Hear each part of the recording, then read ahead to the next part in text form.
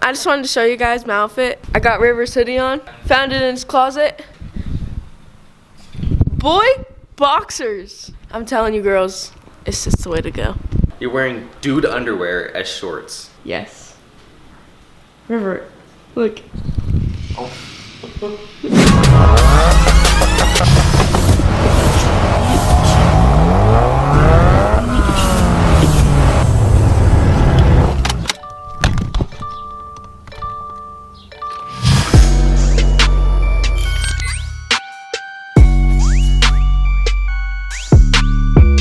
What is up, guys? Welcome back to my videos. Now, first things first, I am so sore I can't even move. I have literally only gone 2 days on the routine that I told you guys about last video, and I'm super sore. When I'm walking down the stairs, I can kind of feel my chest jiggle, and it hurts so bad. I woke up feeling sore, but a little more than sore. It almost felt like my chest was bruised, and it was the worst pain that I've ever had to deal with. I just consumed a bunch of protein, drank a bunch of water, stretched out a little bit, and I cannot believe how fast it actually has recovered. I mean, not fast enough, but definitely fast. Guys, for today's video, we have the car in the garage. We just have a few things to do. Looking over here, I don't know if you guys remember, we took off the skid plate and this underliner from underneath my car when we installed the J-pipe. I totally forgot to put it on because we went to Kirk's house, lifted it up on the lift, and did the downpipe, and then I drove it home. I totally spaced putting all this back on. This specifically needs to go back on because this covers the heart of my car. If you look underneath, I have the turbo sitting right here, all the components around it, and this skid plate actually protects it. It's pretty heavy duty, so we definitely need to put it back on. And if you look on the bottom of it, it has scraped before. Now the plastic liner probably doesn't matter too much, but honestly, I'm just gonna throw it all back together. So what I need to do is I need to lift the car up. I swear I have heard an exhaust rattle. I can't figure out where it's coming from, so I'm gonna lift it up, get underneath there, and really try to figure out where the exhaust is rattling. It's not even a rattle, it's kind of like a squeaking noise, so a bolt could be loose, or maybe something's rubbing on something. I really just need to get under here and look. It's not too loud, but I can just faintly hear it. So I'm gonna really try to figure that out today, at least diagnose it and see where we need to go with moving forward with fixing the problem. But let's go ahead, let's lift the car up and get working on this, guys. Here we go. Driven Mods, as in the fashion you wear. Mods, as in modifying your car. www.drivenmods.com. At www.drivenmods.com. Together we keep dripping. Together we keep dripping. Okay, I have the car jacked up on 4 jack stands, 2 in the front, 2 in the back. So it's completely lifted in the air. I'm gonna have Sophie turn on my car while I roll underneath and try to figure out where the rattle is coming from. Okay, when I say start the keys, when I say start the car, start it, okay?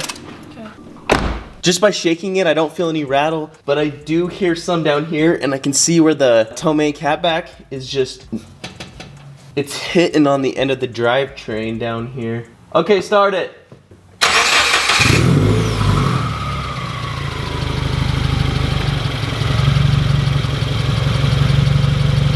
Just a little bit of gas. Like 2.5.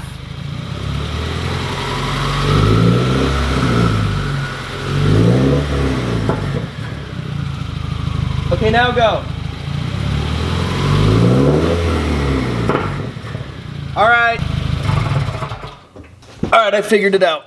Yeah. Oh my gosh, guys, I can't move because my chest is so sore. Right here at the end of the diff where the control arms meet, you can see that the catback is hitting right there, and when it rattles, it's actually banging up on there. I'm gonna loosen this bolt right here. I'm gonna loosen this bolt right here and kind of just rotate and adjust this catback. And that's gonna actually give it some space, clearing that gap right there so then it won't rattle anymore. But from here up to the turbo, everything sounds good. Everything is tightened. It doesn't look like we have any problems. I'm gonna fix this rear section. Then we can go ahead and we can put on the metal plate up front. All right, let's get to it.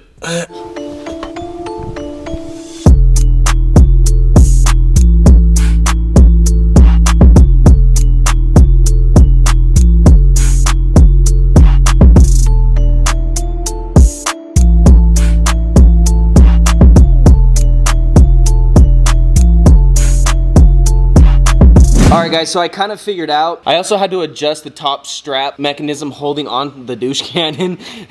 But after loosening all the bolts and kind of messing with it, what's nice about the Tomei is the catback is actually separated into a bunch of sections, so you can work it and angle it the way you want. So for example, when I first installed this catback, the douche cannon was hanging really low and I didn't like the look of it, so I pretty much just loosened everything and adjusted it up. I think when I adjusted it up, it actually tweaked it into the position of rattling on the part that I showed you earlier. After kind of messing with it for a bit, I finally kind of got it into the position I need. So now I'm gonna fully set it and tighten everything back down. We should fix our problem. So let's do this.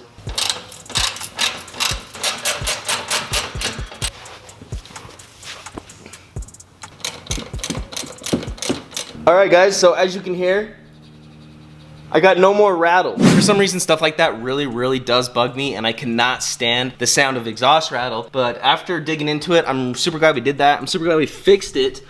With digging into it, I actually found that this clamp holding the Tomei sections together was rotated, and the top of the bolt was actually knocking on the rear sway bar right here. So I loosened it, rotated it down, and tightened it in that position, so then the bolt was not rubbing and knocking on the rear sway bar. All right guys, there we go. The exhaust rattle is finally fixed. It's gonna be gone. Actually, let's turn it on just in case.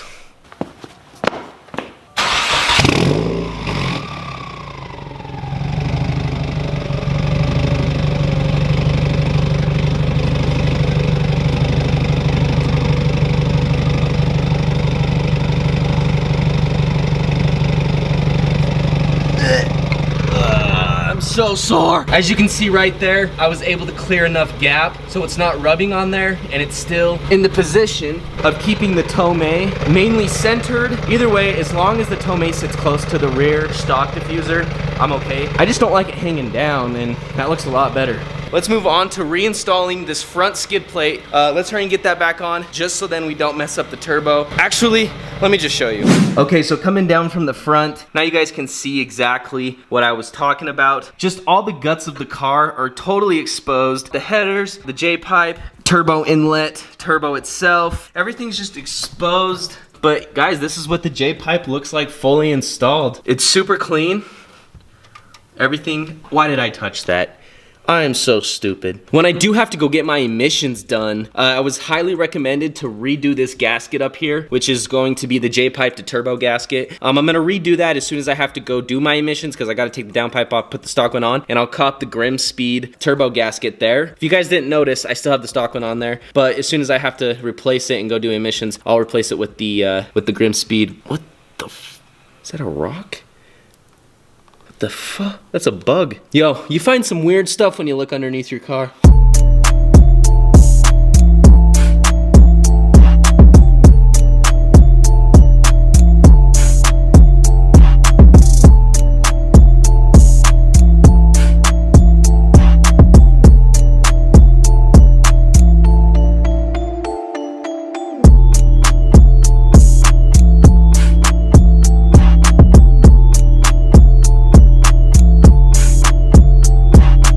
Okay guys, the car is put back together, exhaust rattle is fixed, the scratch plate is reinstalled, the underliner is reinstalled. Now there's a couple other things I want to do to the Subi today, and here's what I mean. So the body kit trim liner is actually coming off in certain spots, and now that is just due to the 3M sticky tape either getting dirty and it's just losing its stickiness to the point where it's falling off. I realized I have more 3M tape, and what I'm gonna do is I'm just basically gonna cut it down the middle to make it a lot thinner, and then I'm just gonna retape up these certain sections that are coming off and really just clean up all the body kit liner to the whole kit, because there is a few spots where it's coming off and it just does not look good. I'm gonna retape those sections and remake it look good. I'm gonna cut just a little bit off to make sure we have the freshest of the freshest in the roll. We'll probably need about that much. I'm gonna use this as a little cutting table. Now I'm going to attempt. Wow, that actually worked out a lot better than I thought. I went and washed my hands because I was just getting dirt all over the place, and now I've went ahead and I have stripped out the old 3M double-sided sticky tape. I'm pulling this back just a little bit extra, and I'm just gonna redo it all the way up to this point because at some point, if I don't, this part's gonna fail too. So what I'm gonna do is I'm gonna take the rest of this out. I'm actually gonna clean this and really get all the dirt so then the new stuff really sticks to this, and we hopefully don't run into this problem again. So I'm gonna grab a rag and really just clean this out.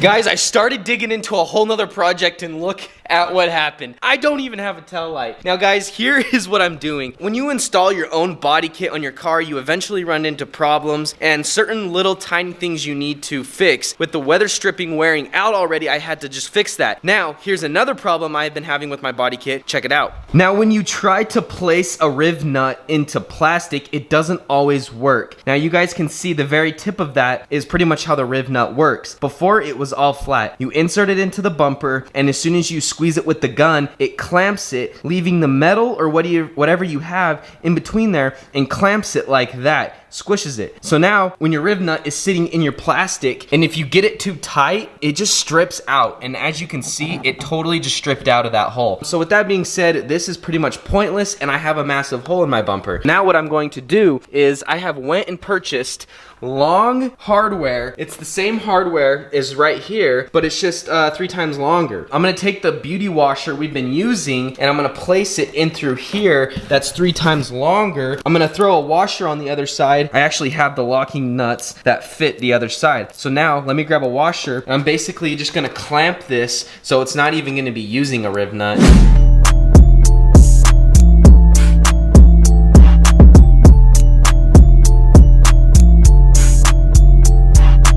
Now the kit looks a lot better. I'm a lot more happy with it. Let's reinstall everything and let's get the car back on the ground. Here we go.